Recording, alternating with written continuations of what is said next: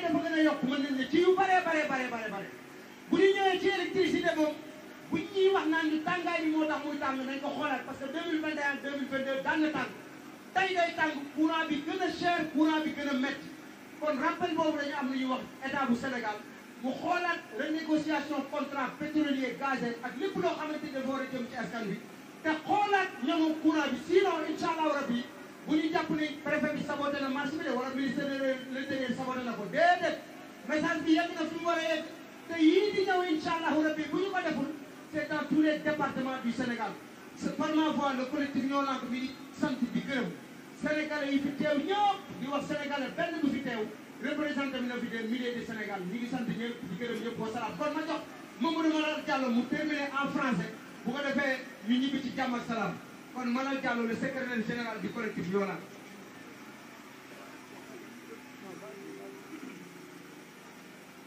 Merci beaucoup coordinateur. asalaamaaleykum mbooloo bi maa ngi nuyu ñëpp. Je suis Seydina Mouhamadou Malal Diallo nekk secrétaire général du collectif Ñoo Lank. Alors le collectif Ñoo Lank remercie chaleureusement tous qui ont pris part à cette grande mobilisation pour exiger et dénoncer la fermeté de l'électricité que vit actuellement la population sénégalaise.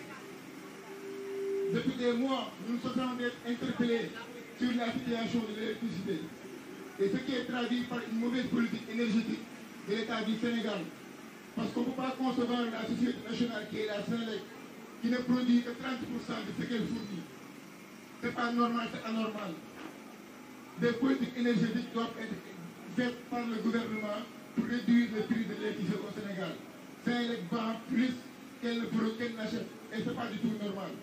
Les IPP font du n'importe quoi sur les contrats qui les lient avec la Sénélec. Et ce n'est pas normal. Souvent, c'est l'État qui laisse passer. Et je tiens à préciser, parce que tout ce qui devait être dit a été déjà dit, je tiens à préciser au préfet que sa tentative de sabotage d'une manifestation n'a pas prospéré. Parce que nous, comme collectif Ñoo Lank, on l'avait saisi depuis la semaine passée pour tenir cette manifestation pacifique sur l'itinéraire du rond-point Cyprès au rond-point Pentola.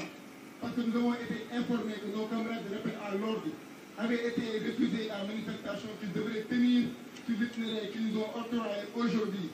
Et pour ne pas entrer dans les détails, on a préféré choisir un autre itinéraire pour tenir la manifestation convenablement.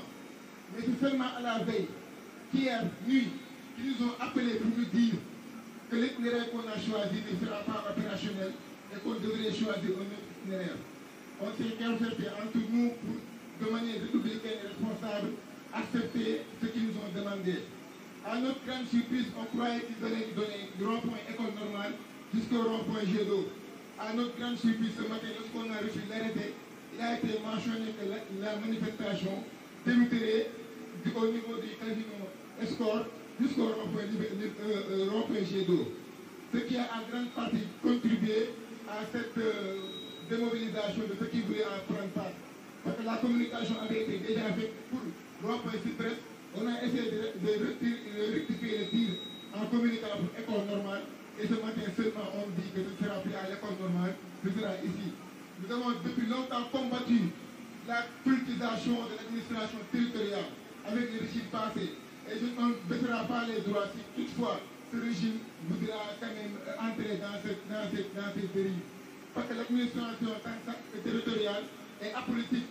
Le préfet, vous êtes une autorité administrative, vous n'êtes pas une autorité politique. Tout ce que vous devez faire doit être basé sur les textes qui vous régissent, pas sur la volonté de vos autorités. Donc nous remercions la population sénégalaise pour sa mobilisation et tous ceux qui ont pris part à cette manifestation, à savoir les forces vives, les centrales syndicales, les mouvements et partis politiques, les organisations de la société civile, les mouvements de combat.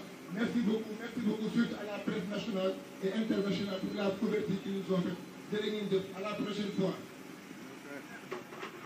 Wassalam. Prenez votre micro.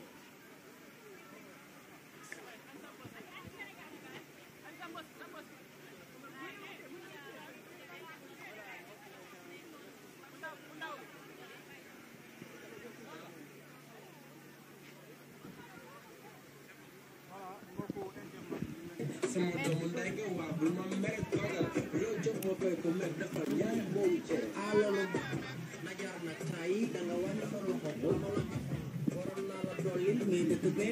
dëkk bee taxoon wala taroon waaye yow nag nooy dundee nguur gi ñi fi ne ñoo ngi jàpp sàcc rek mais mbaa duñ fàtte jur gi yow ku la laaj boo demee ba am looy Amis très chers internautes, particulièrement yéen ñi nekk duñu suivre en direct fii ci Feeling Dakar comme ni ngeen ko xamee rek depuis 15 heures ñi ngi ànd ak collectif ñoo lank ngir rek ñëwaat bu baax cité ñoom daal loolu moom moo taxoon ñu woote ab mobilisation ci boobu la mobilisation nag gis ngeen kàddu yi nga xamante ni jot na fee jub ak ñi nga xamante ni ñëw nañu wuy si ci collectif ñoo lonk.